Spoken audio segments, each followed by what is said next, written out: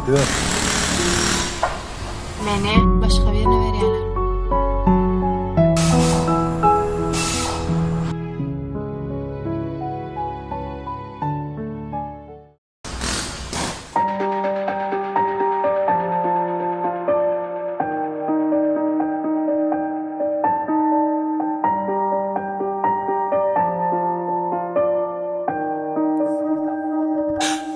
Ağımda dene seni saklarım, unutmaya yürek seni küser.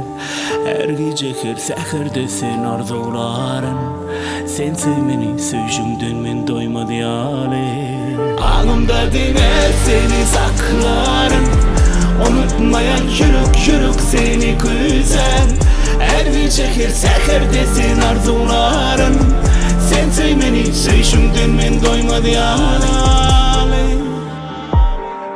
Senden başka dilerin sevdim, biz birbirine yitirmedik yani. Yalvarışım çalışmaran hiç daha. Bu dünya derdine bana sen gerek. Anan ayda, düşün ayda, beni derde koyup gitmeyde. Bana borcu yayda, iki telim ağımda diner seni saklarım, unutmaya yürek seni güzel.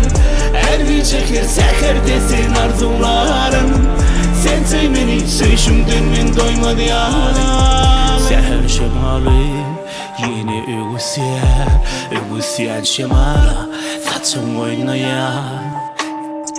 Men denemen, divanamen, sen bolşuma men, hayrana men. Söyyen sedi, kuyen sedi, ayda men divanamen. Dini diyali suyu bereyin, aç yüreğimi men girin. Dini sana bu parla borlayın, beren sedimde men dorayın. Ovadan çıdadım, mehirle çıdadım. Anam seni hiç kimin çalışmara. Ağımda diner seni saklarım, unutmaya yürek seni güzel. Her bir çeker seherde sen arzularım, sen sevmeni söylüşümden men doymadı yâle. Bir şey uğrun yok. Düşünüyor inmeler. Benim toya dedim. Dedim ya zaten gidiyor. Toyunun buraya lazım tapar. Ağımda diner seni saklarım, unutmaya yürek seni güzel.